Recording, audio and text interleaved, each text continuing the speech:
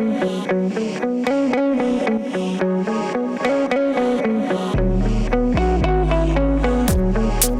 everyone, it's Ben from GrapplingInsider.com. Today I am happy to be joined by one of the top heavyweights in the world, gi and no gi. He's a world champion in the gi and no gi. He is an ADCC vet. He's a Brasileiros champion. He has a Who's Number One match coming up on June 20th. Victor Hugo. Victor, thanks for joining me. Thank you. Thank you for the opportunity. Always have to talk and, spread my word a little bit. I think people think I'm very quiet, so I like when I have opportunities like this. No, man, I'm excited to talk to you. I don't think you're super quiet. I think, you confidently say what you want to say, so I'm excited to talk to you. Uh, Yeah, pretty much. I think also like sometimes people don't really look to listen to what I'm talking about because I'm not like putting it out there. But yeah, I like your point of view. Cool.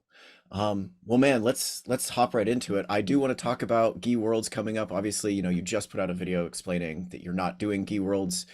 Um, Tell me kind of in your own words again, like what led to that decision?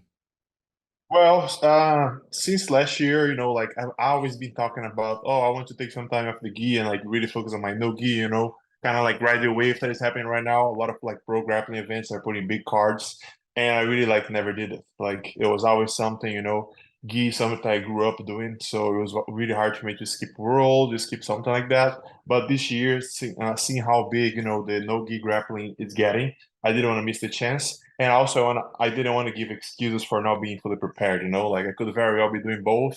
And anytime something did go my way, I could be saying like, "Oh, I've been doing gi and no gi. I've not been focusing in no gi." So it was more like let me like fully focus on this and see where it's gonna take. Last year, I kind of did that with the gi. I had one match. It was like late December in no gi. My whole year, I put emphasis in gi, and we saw what happened, right? Like I made history. I won like worlds, Brazilian nationals, broke a couple records, like first submission and division and absolute in worlds in like 11 years. So I'm a guy that usually that's what I do. I like to focus on one thing and like really like drive all my purpose and all my strength on to get that thing done. And I feel like I'm starting to collect the fruits in nogi. I always enjoyed competing, but I used to have like the same type of problems fighting against like the same people. So I feel like I'm getting better and better in those things.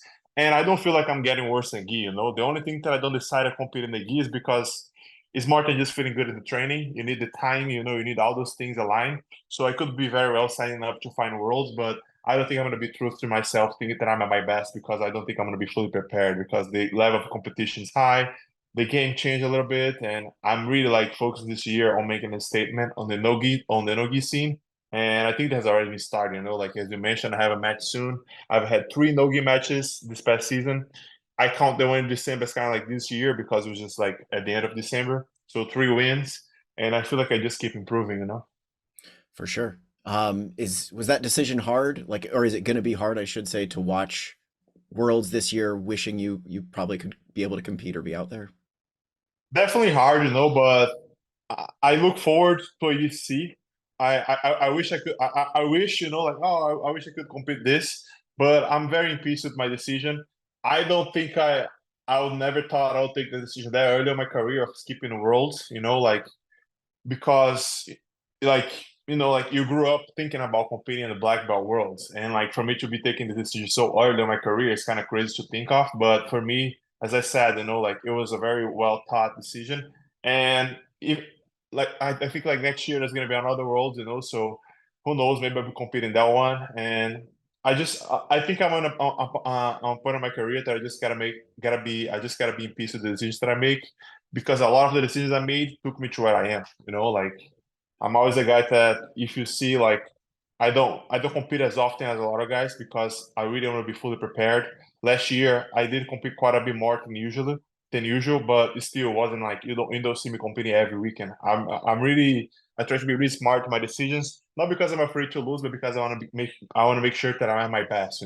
I think that when you compete too much, you also don't give a lot of time for you to improve in the training room. When you compete, you have to travel, you have to temper down your training, stuff like that. So the time that I'm not competing, I'm improving in different areas. And also that's what I love about jiu-jitsu. It's just like there's so much that you can learn. And it's just the process that I like to do. I like to stop competing for a while, train, get better at different things, and then boom, test myself in competition and go back to training room. So I really like to be on the cycle, and I see skipping roles this year as that. I think that whenever I get back to gi again, I'll probably look better than when I did last year, and that's how life goes on for me as far as like jiu-jitsu. For sure. You've talked about like the goal is ADCC, right? I really want to make my mark at ADCC. Tell me what that would mean for you in your career, winning an ADCC gold medal or even two, you could double gold there. What would that mean for you? At this point of my career, I think you take my brand and my name to a next level, because even though I've won, worlds 4 times as black belt, I've also won worlds no gi. Nowadays, we're living a world where there's so much beyond that. Like if you show up and win, that's kind of like sad, but it's not enough. And I'm not just a guy that show up and win. I'm a guy that usually show up and I win by in a fashionable way with submissions, showing different stuff, and still there's a large group of people that haven't heard about me. So I just feel like ADCC, the way that they're promoting their event, it's gonna be a good way for me to expose my work to different people. And I don't I think it's pretty hard for someone to watch me and not think that my style is engaging. So that's how I see it. I just see it as an opportunity to bring my name, to a new audience, and that's what my latest nogi season has been about. Expose my brand, doing different things, challenge myself against nogi guys that only do nogi, and showing that I'm not a limited guy. I think there is still some sort of like thinking that I'm a guy that's from a ruleset of Victor Hugo, the IBJJF guy or something like that. But I believe my style transcends to any fighting, any rule set when it comes to grappling. I can succeed at any rule set. I haven't fought all the rule sets, but the submission-oriented game that I have helps me succeed any style against anyone. That's what's my main goal. And since the DCC has such a broad like rule set, sometimes they favor the wrestlers if you're fighting a wrestler.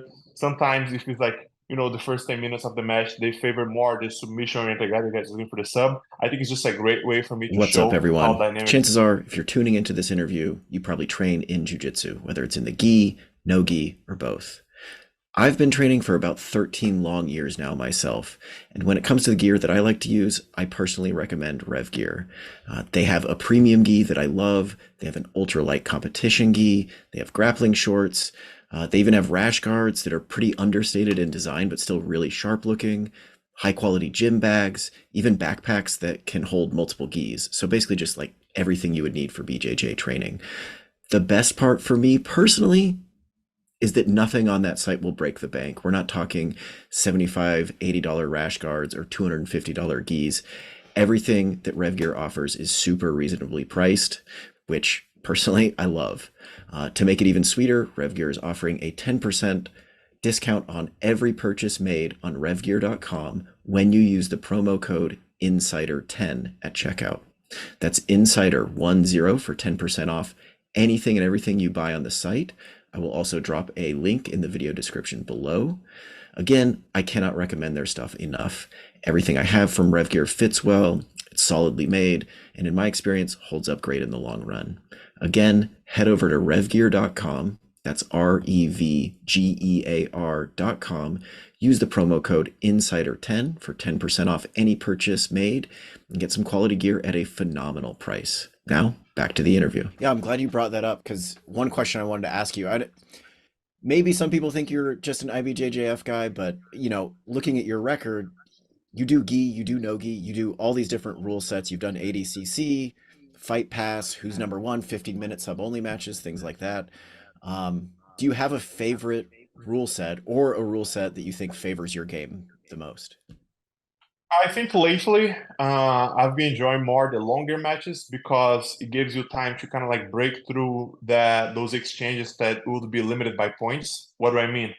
If it's a match now, if I'm competing in a match that is 6 minutes long and it's a score based match, there's so many strategies that you can put in that you can avoid the real exchange. What do I mean? Like looking for submissions, look for progressive submissions, like trying to pass the guard, trying to pin somebody, trying to get a good control, trying to get a hold of them. Whenever you shorten the time in red score, like points, it makes it kind of like, easier for the people, that you like to fight in that style to win, build a strategy to specifically win and not really like put a statement, not really like, do submissions. So lately, I've been enjoying more the longer matches with no score. But honestly, like I'm a guy that I believe on my abilities when it comes to any rule set. I really like IBJJF for the fact that it's 10 minutes. So before, whenever I was a color belt, I was kind of used to be scared about it because like, oh man, it's so long. Like, how you not get tired? But nowadays, 10 minutes sounds like reasonable. You know, like a lot can happen. You have enough time to work on. But even when it comes to the gi, I think also depends on the style. I think my style is still pretty good, but if I face somebody that does a good job on just like stalling, it still can be kind of challenging, but that's on me, right? But I think like nowadays, my favorite style would be like sub only. I love it. And we will talk about your upcoming match against Luke Griffith in that sub only rule set. But let's talk about ADCC a little bit. Looking ahead this year at ADCC, you got a couple guys in that bracket that I'm sure you want to face. What opponents at ADCC 2024 are you most looking forward to potentially having a match against? Well, somebody that recently called me out and I really would like to fight there would be Pena because he has so much success on that tournament. He won absolute, you know, he made his name in there. So that's definitely somebody that I would like to face. I think, you know, out of him, has probably the only guy that I haven't fought as far as like the top dogs in that division. I have faced Nick Rod, I'll face Luke soon, and I can't really think of somebody else right now. So I would say like the main name that I'm trying to be look for to compete there would be Pena. I also like to face Nico Rodriguez again, just because we always have such close matches, and I think it would be fun to have it a go one more time. You know, and that rule set is probably the rule set that he fights at best. So beating him at his best, like as where his best, it would mean a lot for me. You know, like because I recently beat him in a no-gi sub only, but he's had beat such big names on the ADCC rule set that I think it would be a big challenge for me to kind of like test myself against him on that specific rule set. I love it. I love it. Not to put you on the spot too much, but you're a I would say consistently kind of viewed as a top three, top five heavyweight no gi grappler. Even if we take out your accomplishments in the gi, if you had to rank your top five heavyweights, right? If you put yourself at the top, who are the top five heavyweights in no gi grappling right now? I think right now, active competing, since Gordon hasn't been active, I gotta keep him out of the list. But if he was competing for sure, he would be there. The names that I can think of right now is the people that, you know, I either look for to compete or have competed recently. I would say Nicky Rod is on that list. Nicolas Maragall is on the list. And to put more five names, I think Luke earned his spot by submitting Kainan on the list. You know, like he's up there already. And you said like heavyweight above 99. Yeah, or whoever. Yeah, those are the names I can think right now. Probably because I'm gonna either have a match with them or I want to have a match with them right now. So like those are the guys probably that I look for to compete. But yeah, those are like I would say Gordon, myself, Nicky Rod, Maragali, and Luke. We all up there, I would say. And I interviewed Mason Fowler a few weeks ago. He told me, again, not to put you on the spot, but he told me that he thinks Marigali is dodging you in no-gi competition. How do you feel about that, or do you agree, disagree? I would agree with that, but I don't think it's related to just like dodging because of the chances that he can lose to me because he has beat me before. He has that on his pocket. Like if I ever tell him, "Oh, you're running away from me," he can just pull the card and say, "I have beat you like 4 times." But I'm pretty sure that there are easier matchups than I am at this moment, and it'll be smarter for him for taking those matches than take such a hard match like I am and someone that he's beaten before. So if you look on like the match that offers the most risk, it would probably be me, but also doesn't make a lot of sense because we had a match in August, so it's pretty recent. And for him, he knows there's going to be a dogfight because none of our matches have been completed on my mind. Like he won by points, but knowing what he preaches, I don't think those wins means much for him. If it does, it kind of go against the thing that he says because he says that he fights to submit and he beats me by points. So there's kind of like like a conflict of ideas there. So the way I think of it is there are more matches for him out there that offer less danger, and it's smart for him to take that. But when it comes to jiu-jitsu and a bracket, if me and him are on the bracket, most likely we'll see each other in the finals. We have seen that many times with like many other big names in the bracket. We know like each other, and we know like that's a fight that will always tend to happen. I think a lot of people are kind of like sleeping on this, but we might have the best rivalry of like this past 5 years because of how skilled we are and like our sub rate and how dominant we are in our performances. But I also don't think we have got as much attention as the other matchups have, just because maybe I'm a more like a laid back guy, and also he does get really quiet when it comes to me like competing with him. Like I competed Worlds, he called me out, I took it, I took the GP, but I knew that match would happen. He was able to win by 2 points. He won, that's fair, and now he's being quiet about it. We haven't never faced each other in Nogi, and that's my next shot. That's the match that I'm probably looking for the most right now, to face him in Nogi. But it will happen when it has to happen. Right now, he's making the calls, and I respect that. But it will happen at some point, and I just want to make sure that I'm ready. And this is what we do, like we go there and give it a show.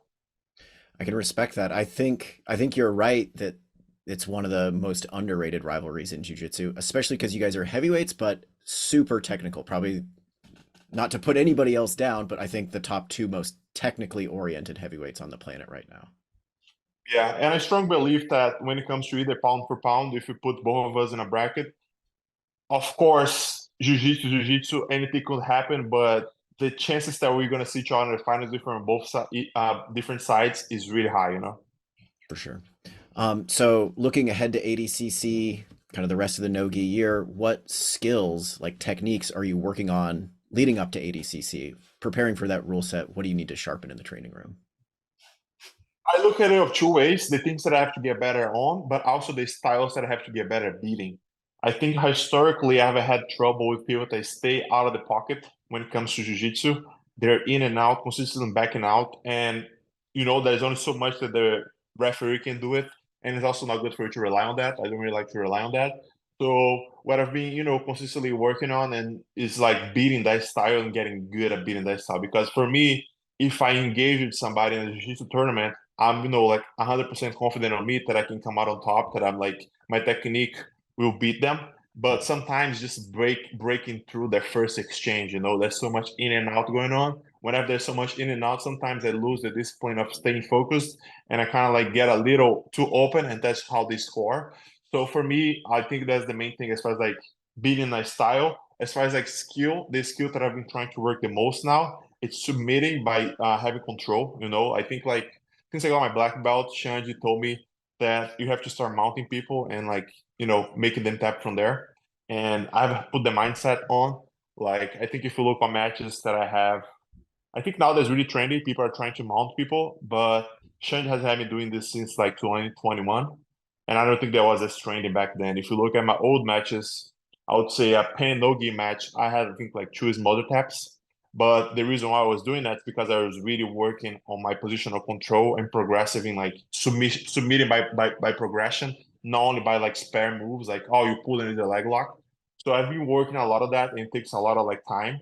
And that's probably like the submission that the style that I've been working the most: polish to submission, polish to submission control. And as far as like a style, beating those styles, because the style is so efficient in Nogi, even more like ADCC, staying on the pocket, a lot of like hand fight, scoring the least possible to win and like move to the next match. I think that's probably the main problem that I'll tend to face ADCC. So those are the two things that I've been working the most. I think I just, preparing for this interview, I watched your two most recent Fight Pass matches. I think to your point, right? You, against Big Dan, late in the match, you swept him, mounted him, got him with an Americana, and against Roosevelt Souza, you were able to work to his back and eventually get a rear naked choke. So I think, you are showing that, at least so far in your recent no-gi performances. Yes, and that's has been my focus, honestly. Like, if I get ahead, there's no way out, and I think that's where the highest level of jiu-jitsu is, like on not losing positions and have a progressive having like a progressive sequence of like positions. You sweep, you mount, you finish. It takes a lot of work, and it takes also a lot of skill, like having the right coaches. Shanji has been a blessing, Lovato, and also my training room helping me polish that part of jiu-jitsu. Because honestly, the fight is to get good at jiu-jitsu. But you can get so caught up in getting tough, like getting physical, again, being a hard guy to score and all the things that are also important for jiu-jitsu as far as like competition. But I think it makes the journey way more fun and way more rewarding when you see those small improvements. I mount somebody as such a high level as Dan, and I'm American him. But people are like, oh, how does that happen? But it was just like through positional control. As I mounted him, I probably made him really uncomfortable where he had to commit the mistake to overextend the arm, and then I was able to use such a basic technique as Americana. But yeah, that's I think, if people are paying attention, it's being shown match by match. But I think it just takes time. I'm just going to be building up on that. And it's fun. I love it. And also, it's one of the things that makes me stick to no-gi the most. Sorry, my dog was barking there a little bit. You're good. You sound a lot like a student of Jean Giabero and Rafael Lovato, talking about kind of like positional dominance, controlling first, and then getting there. And yeah, to your point, like I think maybe in my head I'd thought of you as like, oh, you're a guy who gets kind of these knee bars from your back, you get these kind of surprise submissions, but no, watching your recent nogi performances, you're really kind of investing in getting in the right position. Yeah, and I think it's good to have all those on your side, right? To your point, I still think I have that on my game when it comes to getting submissions out of nowhere. And when it comes to that, I call it like being dangerous everywhere. If you're dangerous everywhere, you bring way more tension to somebody that's competing against you. Aligning that with positional control is being, I think, just like the next level for me as far as like nogi grappling and also jiu-jitsu. For sure. So tell me, we kind of been talking about this, but tell me how you have evolved since the last ADCC. Like how are we going to see a different Victor Hugo this go round at ADCC? Well, not to put excuses, but back in 2021, since 2020, like end of 2020 and the whole 2021 and beginning of 2022, I was dealing with a lot of injuries, and I would be competing, I would be on my best, but I still be pretty dangerous. I still could make stuff happen, but I feel very limited. So at the end of ADCC, I was able to meet, with John Welborn. He's the leader of Power Athlete, and basically, like I feel a way better athlete nowadays. And plus, I feel like I'm a way better jiu-jitsu too when it comes to positional control, defense, and fixing up the gaps that I had previously. I probably didn't have, the right things to adjust that before because I wasn't fully healthy when it comes to, how my body feel. And when you're not that healthy, you also can't push yourself as much in training. So you kind of like limit yourself and limit your resources. So I feel like nowadays I'm a way better athlete when it comes to, physicality and my conditioning. And that allows me to kind of like push myself more on the mats and learning new styles, learn new things when it comes to wrestling a little bit. I haven't shown my wrestling matches recently, but it's definitely something I've been working quite a bit for the past 2 years. So since I can say that ADCC 2022 was probably the greatest learning experience I've ever had. Going against Gordon was something that definitely opened my eyes to where I can get better. And I took that as a lesson. And I'm pretty sure I've made the right adjustments walking up to 2024. Awesome. I'm excited to see you compete at ADCC, man. There's so many good matches that could happen there. Switching gears a little bit, let's talk about your match against Luke Griffith. First of all, just tell me, like, what does Luke do well? What do you need to watch out for in this match? I think Luke is still kind of underrated for his skills, probably because he's pretty young too. And he had a loss to Wagner Rocha, who is an undersized opponent, but that stuff happened. But he has a really good wrestling for his size. He wrestles well for the size that he has, and he seems to be very dynamic. I've seen playing top before, I've seen playing bottom, and that's kind of funny where it comes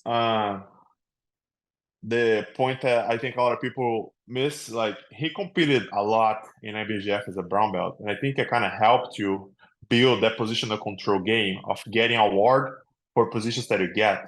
So even though he's not making money probably as a brown belt there competing and all those sort of things, he is getting reps on all those positions and helps you having a well-rounded game if you're trying to compete as much as you can and win. So seeing that, I can see his style, like made him have a really dynamic style where he can wrestle, where he could play guard. So I can see him kind of like being dangerous in all those positions, but definitely I think like on his last match he showed everyone that the back is probably his best position, and I think he talked about that. So I would say probably the back, but I think because he competed so much as a round belt in IBGF makes him a really dynamic opponent, and it's probably it's one of the reasons where what makes me so interested to fight him because we're about the same size. I think he's even like taller than me.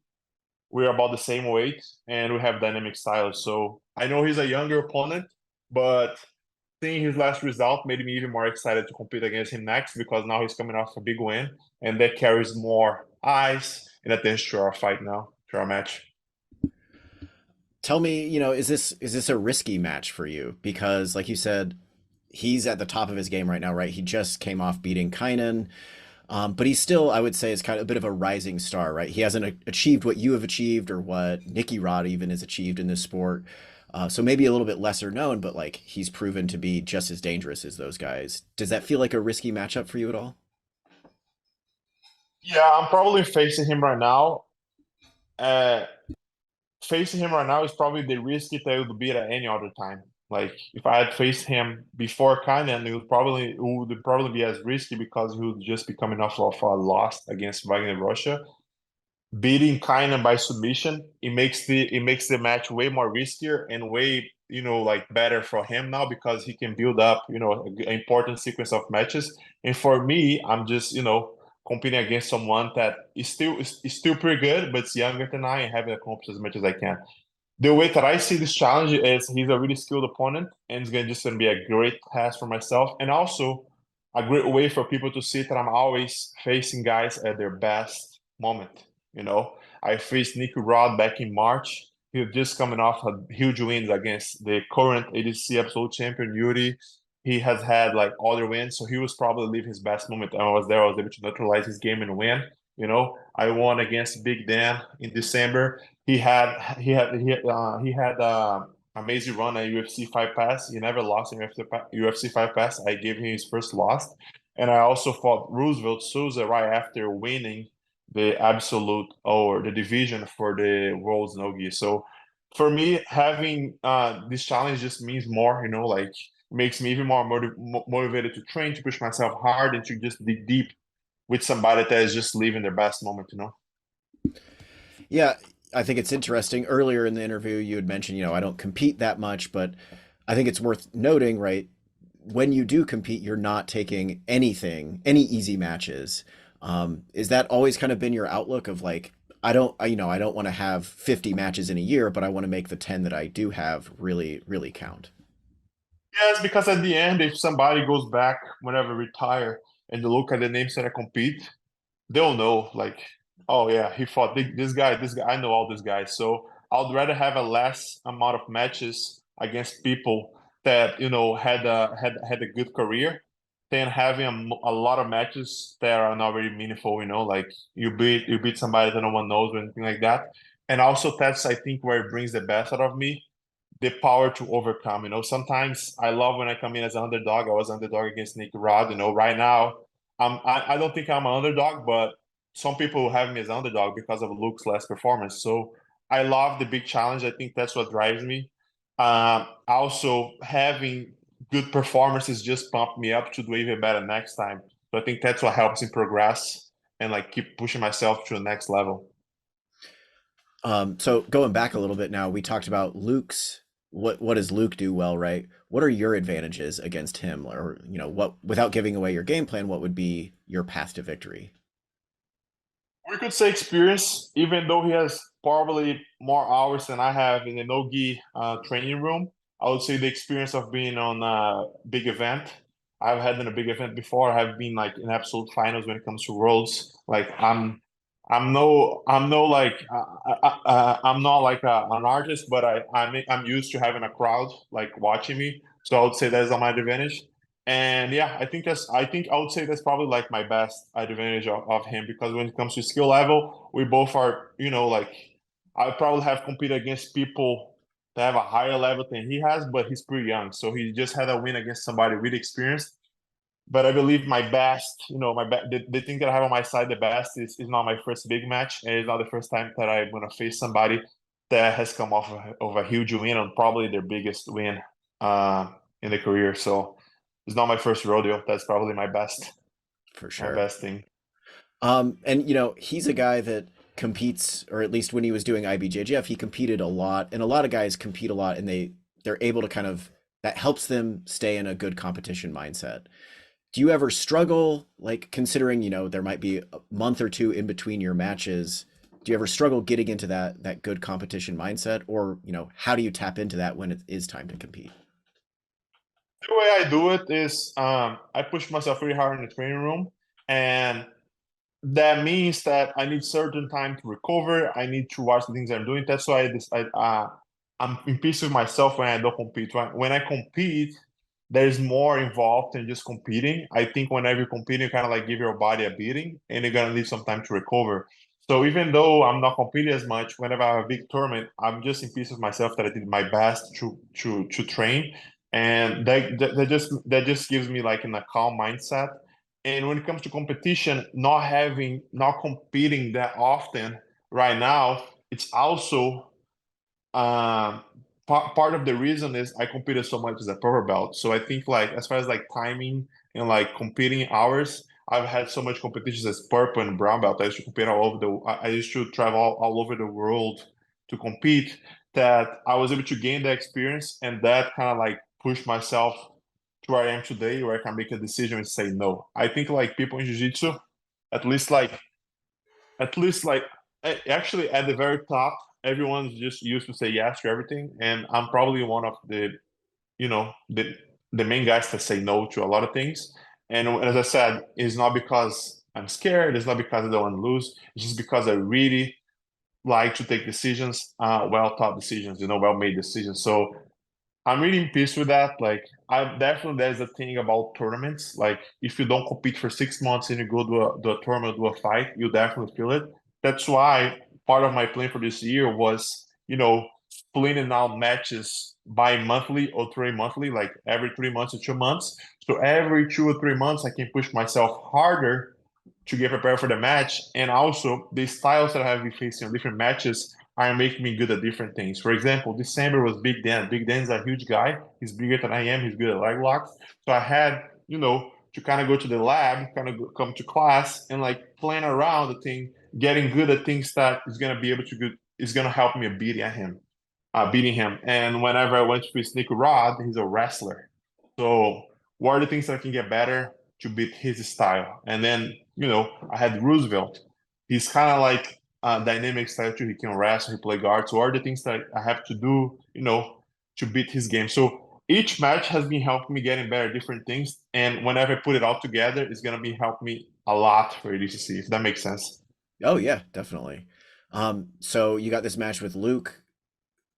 Are you expecting to compete once, twice, at all between then and ADCC?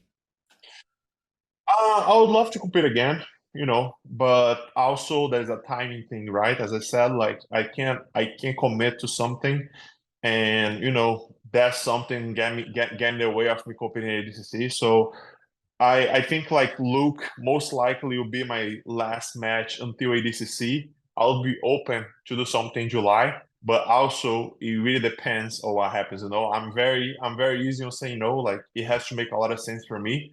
But if it doesn't happen, I just will save my energy and just bring everything out for ADCC. Sweet. Um, Last kind of topic here, I want to talk about technique a little bit. Everybody knows the big man flow. Everybody knows you as like this huge guy that can play guard.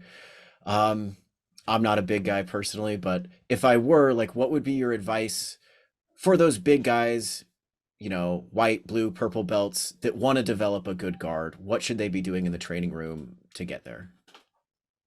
I think for that specific thing that you said, they have to think themselves as a small person and putting themselves in positions where someone bigger than they are would put them, and like, get better at those things. For example, I'm a huge guy. No one ever holds me down side control because I can bench press everyone off.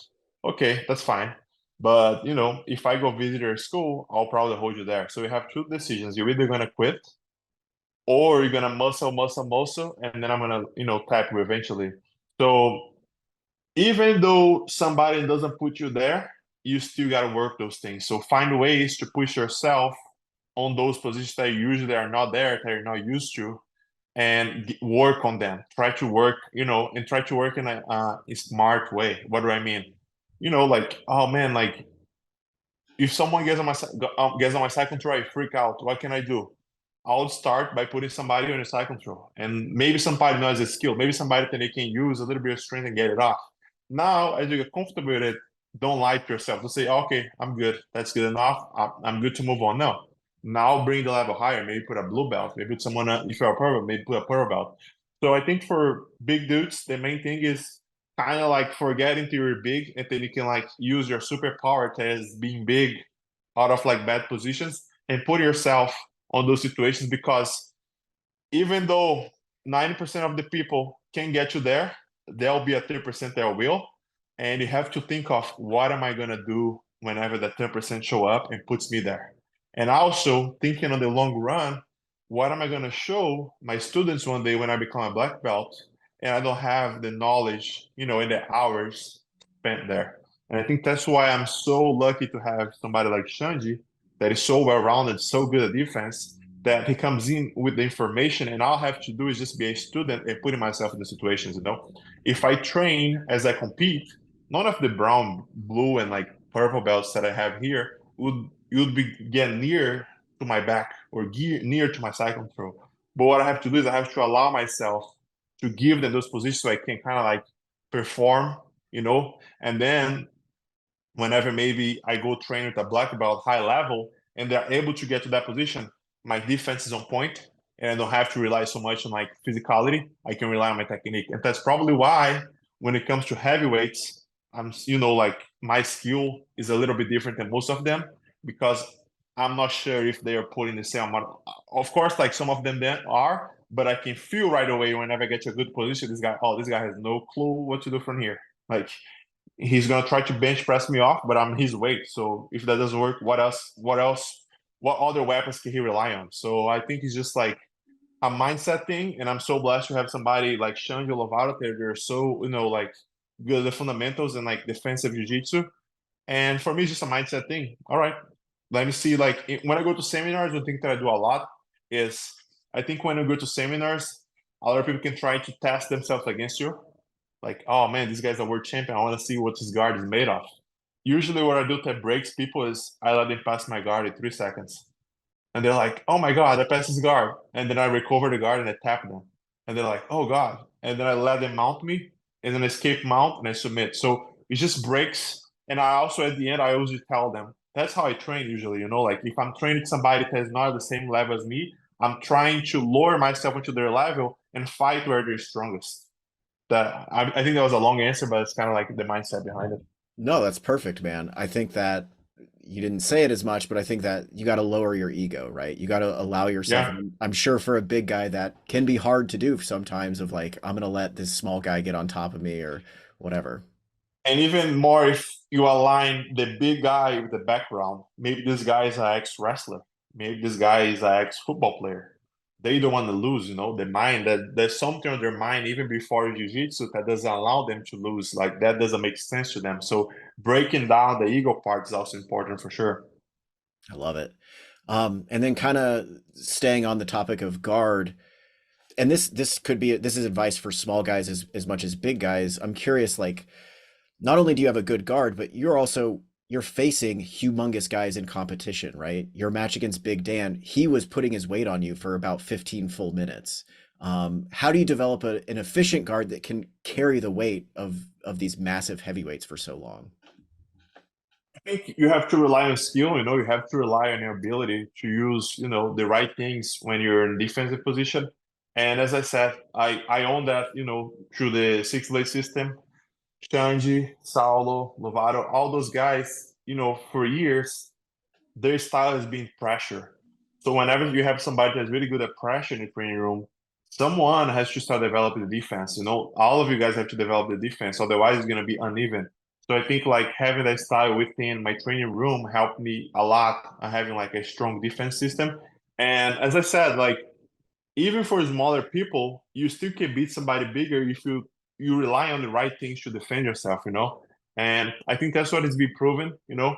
I love to play somebody bigger than me because usually when I win, a narrative that has been falling a lot and it kind of like, you know, pisses me off a little bit is, oh man, he's just so big. How can you beat him? But then I've faced guys that are bigger than me, and then when I beat them, they're like, oh yeah, but that guy's just big, he's not that good. And then the guy that is, you know, like there's always gonna be excuse, but I just gotta keep showing that I'm technical and that I'm always using technique before, you know, like anything else. And whenever I face somebody as Big Dan, is a way better chance for me to show that. You know, it's just like a great opportunity to display how good of a defense I have. And I'm not relying on my size, I'm relying on technique. And that's how I'm able to sustain 30 minutes of, you know, a 300-pound guy putting pressure and coming out with that win at the end. I love it. That was a great match, man. I also think hearing you talk, like, Nicky Rod is not bigger than you, but not many people can willingly play guard with that guy on top of them for 20 minutes, and come out on top, or 15 rather, and come out on top. Definitely, that would be like another you know, another pillar of defense. You know, timing with him is a lot of timing and discipline. You know, like if I position my arm in a wrong way as he's trying to do his fast, he'll die for a body lock, and it doesn't really matter how big I am. If you body lock, so he's so skilled with that, you get to the position that he wants. So then, you know, timing and discipline, two things that are really important too with the defense. Where's the discipline? Maybe sometimes just keeping your elbows in. If you're disciplined enough to keep your elbows in a guard defense situation where you try to return the guard, that'll go a long way. So small things at the end, all of them together make a big, you know, difference. I love it. I think that's solid advice for everybody. All right, Victor, that was all I had for you today, man. That was a great conversation. Looking forward to ADCC. Really looking forward to your match against Luke on June 20th. Anything else you want to add before I get you out of here? No, thank you for the opportunity, everyone. Look out for the Big Man Flow. He's coming. My next match June 20th, and after that, ADCC. See you all then. You heard it. Thanks again.